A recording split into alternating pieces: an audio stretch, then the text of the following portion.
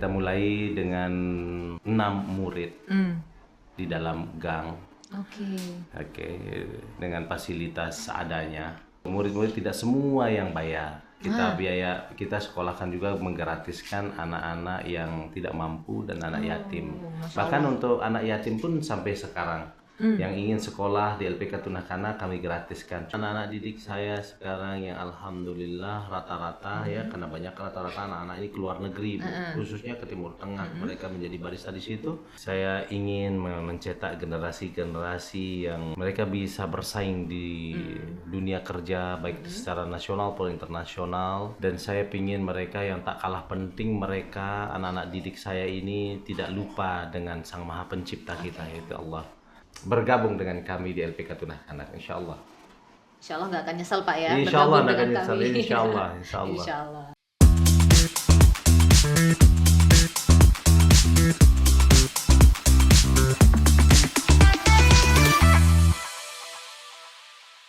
Assalamualaikum warahmatullahi wabarakatuh. Waalaikumsalam. Halo, selamat datang di Ngupi, ngobrol penuh inspirasi bareng Tunahkana. Di Ngupi, kita akan mendengarkan berbagai kisah yang sangat menarik dan tentunya inspiratif dari para narasumber kita. Untuk episode pertama ini, kita kedatangan tamu yang sangat luar biasa dan tentunya inspiratif. Siapakah beliau? Kita langsung saja tanya ya. Assalamualaikum warahmatullahi wabarakatuh. Waalaikumsalam warahmatullahi wabarakatuh. Apa kabar Pak? Alhamdulillah, luar biasa. Oke. Baik. Nah, mungkin teman-teman di sini belum ada yang belum kenal nih sama Bapak. Kita coba kenalan dulu ya. Silakan Pak. Oke. Pertama-tama mari kita panjatkan puji syukur kehadirat Allah dan selawat semoga selalu tercurahkan kehadirat junjungan Nabi besar Muhammad SAW. Baik, perkenalkan nama saya Lalu Jaka Sinanggeli. Saya ketua dari LPK Tunahkana. Iya. Yang beralamatkan di Dusun Yatemat, tepatnya di Lombok Tengah, Desa Selebung.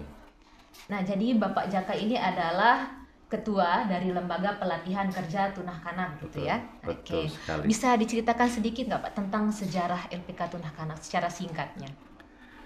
Secara singkat atau secara detail? Secara singkatnya ya. dulu. Baik. Jadi LPK Tunahkana ini mulai berdiri semenjak tahun 2013. Oke, 2013. Kita mulai dengan 6 murid di dalam gang. Oke, dengan fasilitas seadanya. Oke. Bahkan kursi pun dikasih minta. Ya. Dan alhamdulillah dari 6 murid menjadi 3 kelas. Walaupun saat itu murid-murid tidak semua yang bayar. Kita sekolahkan juga menggratiskan anak-anak yang tidak mampu dan anak yatim.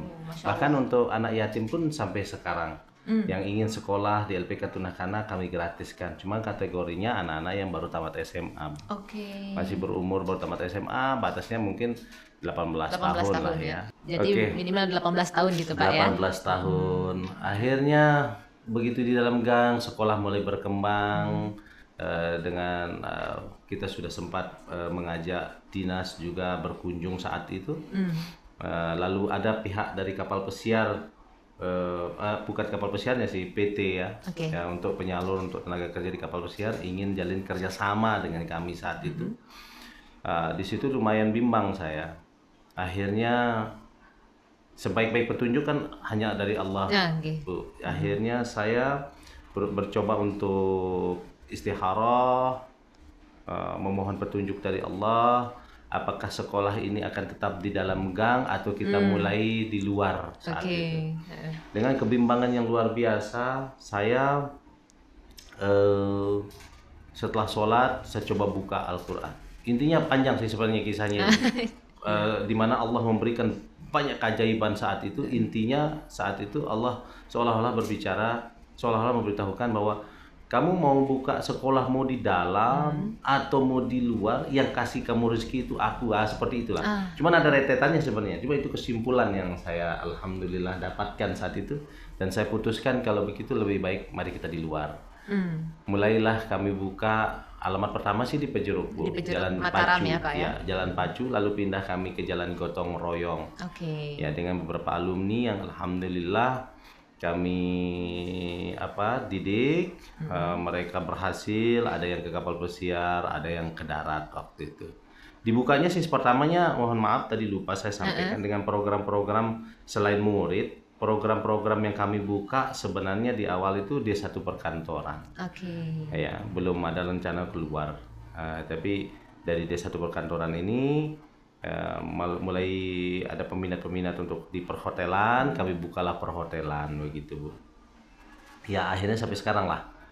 Alhamdulillah Allah berikan kemudahan-kemudahan, akhirnya pindahlah kami dari Lombok Barat, dari Mataram, kota Mataram, pindahlah ke Lombok Tengah, Pak, ya? Ya, tepatnya di sini. Yang tadinya di dalam gang, sekarang di Yang pinggir jalan, Pak, ya? Ya, sudah di pinggir jalan, alhamdulillah. Alhamdulillah. Betul. Jadi saya pengen tahu nih, Pak, apa yang memotivasi Bapak untuk mendirikan sekolah atau tempat pelatihan ini, khususnya di Lombok Tengah, Pak, ya? Betul. Ya, kenapa nggak di lingkungan pelosok perkotaan gitu ya? saja? Ya, kenapa memilihnya di lingkungan perdesaan? Ya, sekali lagi saya sampaikan, sebenarnya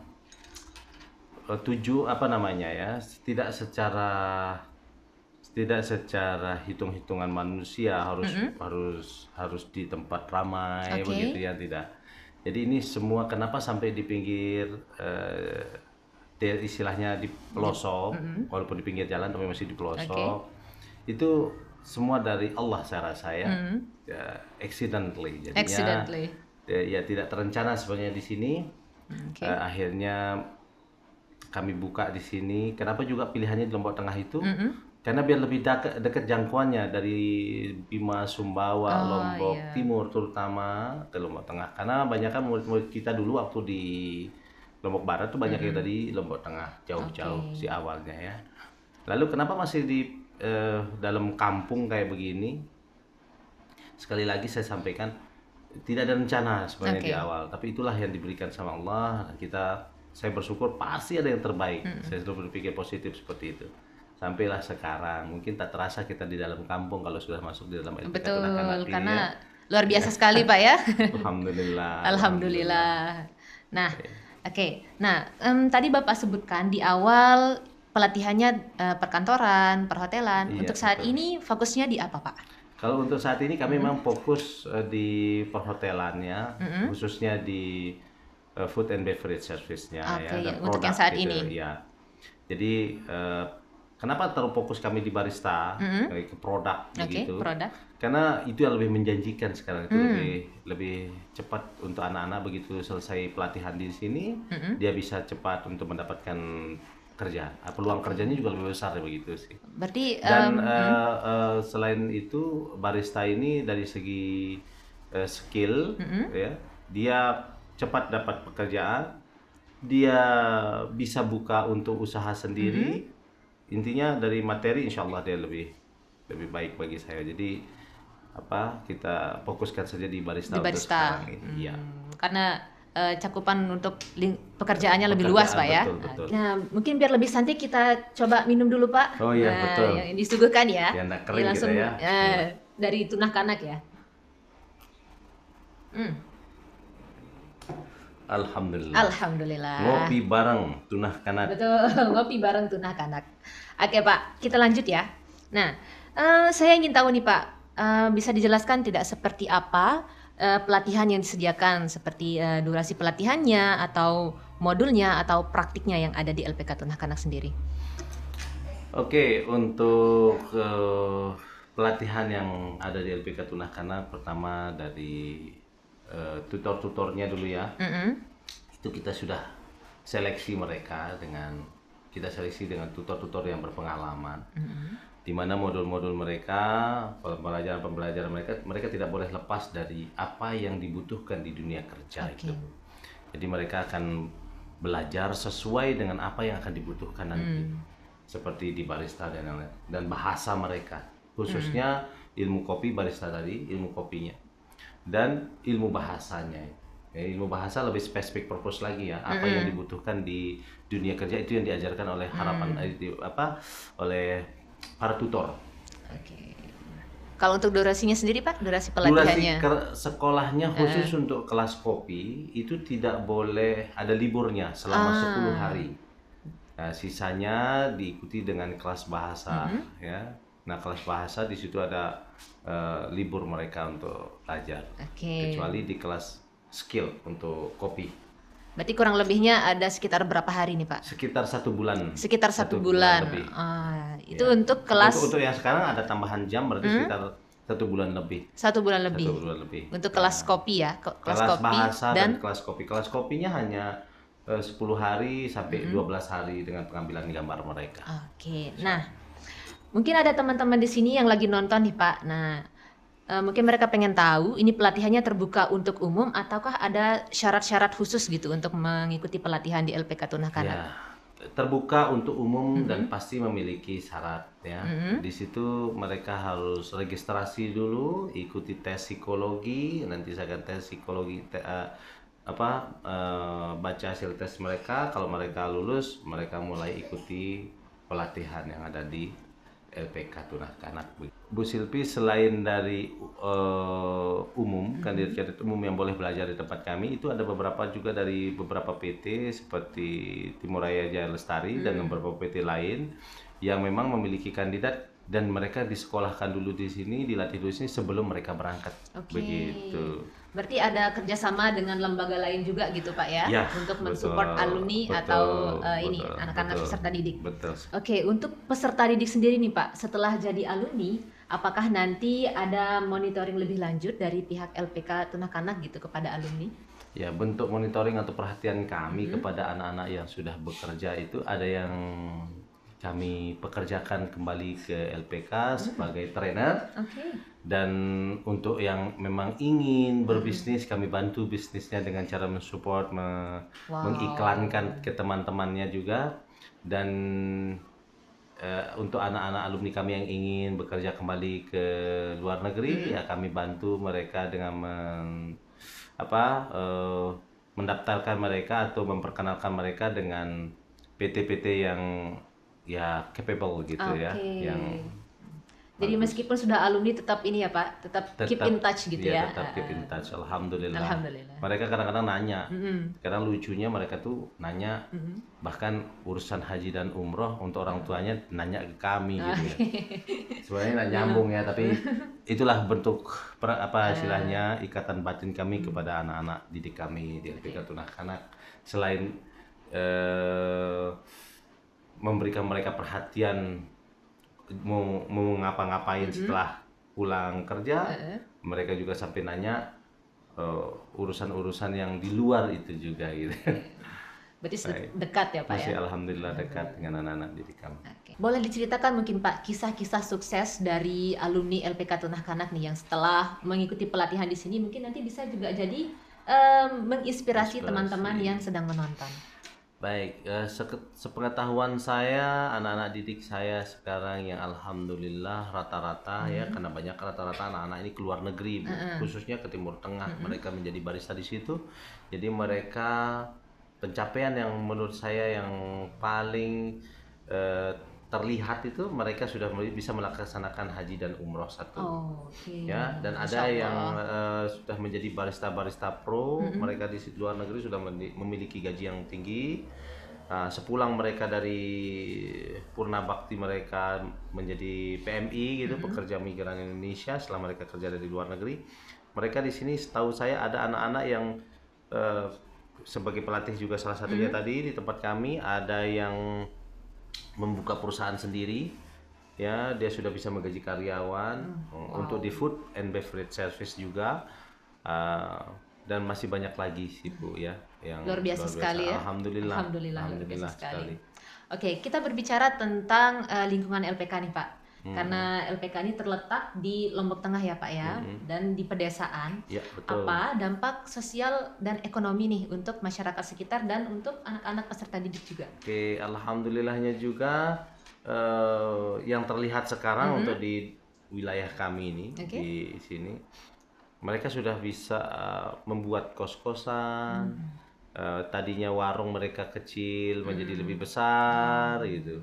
Lalu anak-anak pemuda-pemuda yang ada di khususnya ya Temat, Kebun Karet, Selebung dan sekitarnya di Lombok Tengah ini banyak yang sudah sukses berhasil mereka berangkat keluar. Alhamdulillah. Ya, diserap oleh perusahaan-perusahaan dari luar itu, terutama di perhotelan ini, di barista khususnya. Berarti dampaknya cukup signifikan Pak ya untuk masyarakat sekitar Betul, kita. alhamdulillah sekali. Bahkan ada yang memang berencana mereka hanya sekolah tidak ada keluar, tapi mereka hanya ingin buka bisnis di sini gitu. Saya ingin sekolah untuk buka bisnis di sini itu ya, anak-anak Lombok Tengah. Syukur alhamdulillah. Oke. Karena sudah banyak alumni Pak ya dari LPK ini. Nah, saya mau nanya sekarang, bagaimana tanggapan perusahaan luar nih Pak kepada alumni LPK yang sudah bekerja di luar? Gimana tanggapan perusahaan yang di luar nih? Kan tadi anak-anak yang sudah bekerja di luar negeri Pak ya. Alhamdulillah tanggapan mereka khususnya untuk anak-anak LPK Tunah Kanak, mereka terkenal baik. Seperti cita-cita saya terdahulu, saya pingin LPK Tunah Kanak ini namanya saja Tunah Kanak, sayang anak ya. Bagaimana bahasa Sasak ini bisa terkenal di luar, dan alhamdulillahnya di beberapa negara sudah dikenal bahasa Sasak itu Tunah Kanak, Tunah Kanak gitu. Saya pernah dengar dari salah satu anak, kalau saya tidak salah sekarang tugas di Saudi Damam, tepatnya kalau saya tidak salah ya, itu bercerita bahwa Pak di sini Tunah Kanak terkenal Pak. Alhamdulillah. Keren begitu. Ya. Berarti sekalian memperkenalkan bahasa Sasak Betul juga ke saya pingin sekali bahasa internasional. Sasak itu dikenal di luar. Luar biasa Apa sih artinya Tunah Kanak? Kenapa sih mesti nyasak ya? Saya pingin bahasa Sasak itu terkenal di luar. Dulu lupa saya sampaikan ya kisah sejarah tadi waktu pertanyaan ibu pertama, bagaimana sih di awal? Oh iya. Iya betul. Jadi Tunah Kanak ini kenapa di awal bernama Tunah Kanak? Seperti saya bilang, saya ingin bahasa Sasak itu mendunia. Dulu diawali dengan namanya sebenarnya di awal itu Lentera. Iya, Lentera. Cuma terlalu umum, saya rasa pakai bahasa Sasak aja dah. Bahasa sendiri ya. Bahasa sendiri. Saya ingin bahasa Sasak itu terkenal. Itu. Jadi saya teringat juga sih kenapa juga pakai bahasa Sasak. Banyak sih sejarahnya sebenarnya. Banyak sejarahnya ya. Kenapa memilih nama Tunah Kanak ini ya? Banyak sekali sejarahnya. Betul banyak sejarahnya. Dan akhirnya terpilihlah Tunah Kanak. Benar sekali benar. Baik. Tapi nanti kali di sesi berikutnya saya akan cerita yang lebih dalam bagaimana Pak ya. Kepala lembaga nih Pak, tentunya ada banyak perjuangan ya yang dilakukan dari awal didirikannya LPK Tunah Kanak sampai dengan saat ini. Betul. Apa kira-kira tantangan yang Bapak hadapi nih? Tantangan yang saya hadapi yang kapan nih? Yang sekarang atau yang dulu? Kalau yang dulu banyak ya, namanya kita mulai merintis. Tapi kalau sudah sekarang alhamdulillah tidak ada tantangan yang saya rasakan. Allah selalu mudahkan itu semua. Ya alhamdulillah. Kalau yang dulu di awal seperti orang mengayuh sepeda tuh Bu, berat sih, banyak tantangannya. Nah, untuk mungkin saya akan ceritakan nanti di lain waktu saja ya. Kayak kata orang ya Pak, every beginning is difficult. Iya, setiap betul. permulaan itu sulit Pak ya. Betul sekali. Oke, nah untuk harapan Bapak sendiri nih atau target kedepannya untuk LPK Tunah Kanak itu apa? Visi misi saya ke depan, sebenarnya visi saya ingin mencetak generasi-generasi yang mereka bisa bersaing di dunia kerja baik secara nasional maupun internasional. Dan saya ingin mereka yang tak kalah penting, mereka anak-anak didik saya ini tidak lupa dengan Sang Maha Pencipta kita yaitu Allah. Ya, mereka harus ahli di dunia, ahli juga kalau bisa di akhiratnya gitu. Ya, visi saya ya, saya berharap anak-anak didik saya tidak hanya sukses di dunia tapi di akhirat juga. Sukses dunia akhirat Pak Sukses dunia akhirat. Ya Allah, amin. Nah, Oke. Nah ini pesan-pesan untuk teman-teman yang lagi nonton nih Pak. Siapa tahu banyak anak muda yang lagi nonton. Mungkin Bapak bisa memberikan pesan nih untuk mereka.